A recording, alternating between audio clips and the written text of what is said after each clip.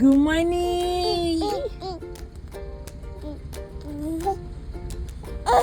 Hi guys, ഈസിന് ഇപ്പോൾ ഏറ്റവും കൂടുതൽ ഇങ്ങനെ നടക്കാനാണ് ഇഷ്ടം. കാരണം നമ്മൾ ഹോസ്പിറ്റലിൽ മുമ്പ് നിന്നുകൊണ്ട് തന്നെ പുള്ളിനെ ഏടി വിട്ടിട്ടില്ലായിരുന്നു ആ സമയത്ത്. അതുകൊണ്ട് ഇപ്പോൾ നമ്മൾ എടുക്കാനൊന്നും പുള്ളി സമ്മതിക്കുകയില്ല. പുള്ളിക്ക് സ്വന്തമായിട്ട് ഇങ്ങനെ നടക്കണം.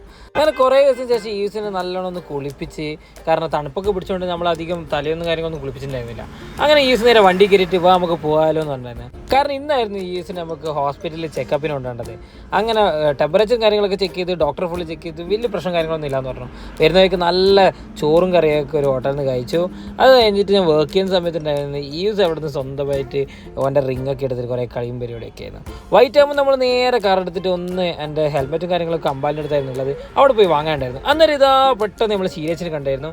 അങ്ങനെ നമ്മൾ ശീലേച്ചിൻ്റെ കൂടെ കുറച്ച് സമയം സ്പെൻഡ് ചെയ്തു.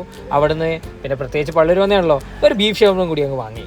അപ്പോൾ അത്രയൊക്കെ തന്നെയുള്ളൂ. Thank U.